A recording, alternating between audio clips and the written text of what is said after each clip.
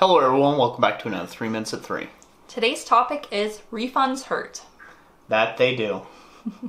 That they do. So. Yeah, it's never fun when you get that message from a customer saying, I'm not happy with your product, I'd like a refund. I want my money back. Yep.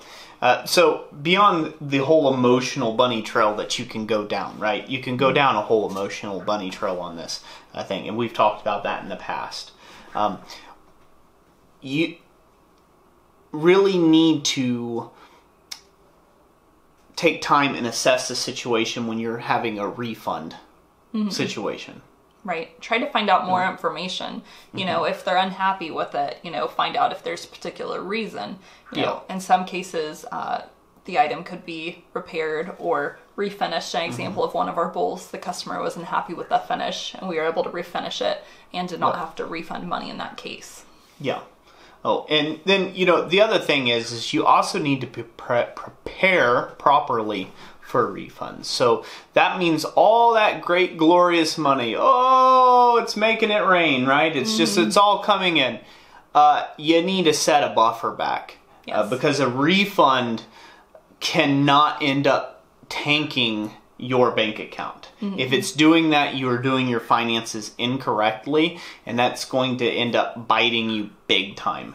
Yep. And we've done this before. We've come back on vacation, there was an accidental refund issued, and we had nothing in our bank account. I had jobs I had to ship. We were running to the wire every month. We were essentially robbing Peter to pay Paul. Yeah, it was a very big project, by the way. Very big project, yeah. And so it hit us hard, didn't it? And it took us 90 days to recover from that, at least. It took at least 90 days to recover from that.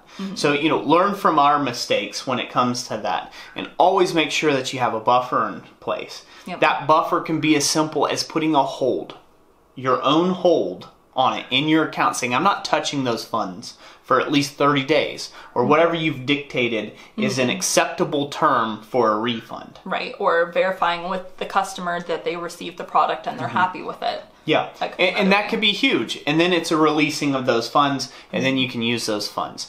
If you're just getting into business and you're on a shoestring budget and every dollar counts, it's really, really, really pays off for you to leave that money in the account.